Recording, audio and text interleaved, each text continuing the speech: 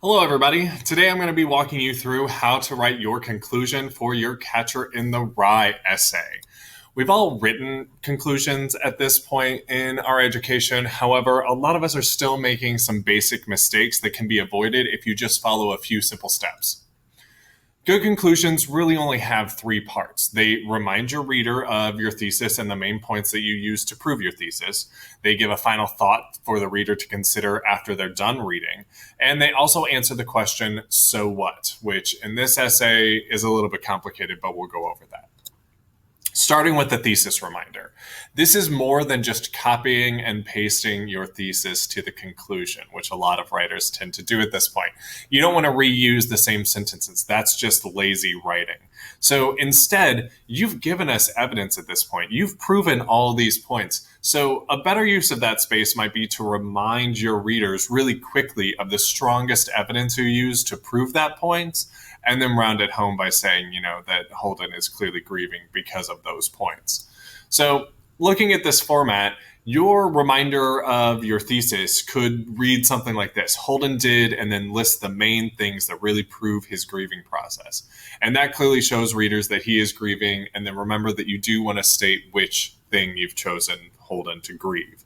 Some of you are choosing his brother Allie. Some of you are choosing the loss of his childhood. Either one works, but make sure that you restate that as well. The final thought is a lot more nebulous. You have a lot more freedom with how you do the final thought, and that worries some writers because there's not just one simple way to do it. However, there are a couple that make more sense for this essay than others.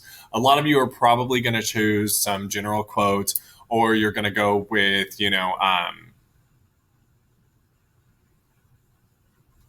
or you're going to go with a big question that your readers might have to think about and answer on their own later on. Both of those could be good examples, but I'm going to go over all of the options that I think you really have here.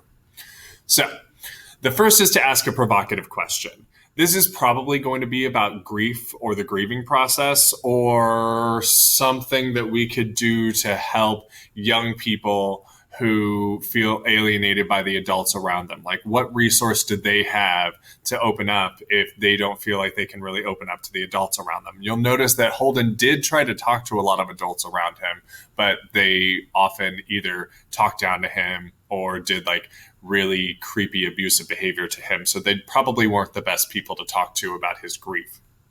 A quotation about grief in general would also work here. I wouldn't make it a quote from Catcher. I wouldn't make it a quote about Catcher. I would zoom out, remember that the whole topic of the essay is grief, and find something that kind of applies to what you've said about Holden's grieving process, or just how hard grief tends to be. So maybe we should give Holden a bit of a break here.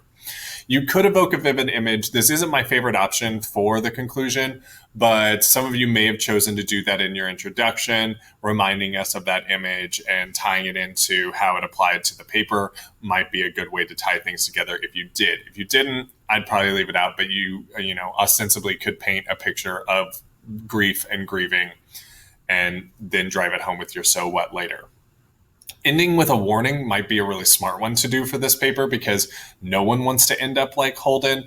No one wants to end up in a mental hospital for an entire year because you put off grief for several years and just took it all out on yourself. You could definitely use Holden as a cautionary tale for your readers. Like, don't do this, seek help when needed.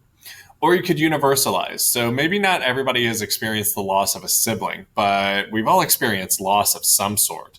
So zooming out again, letting your reader find a way to empathize by reminding them that they have also known loss in their lives and that dealing with that loss is hard for everybody might be a way to help them empathize with the subject of your essay.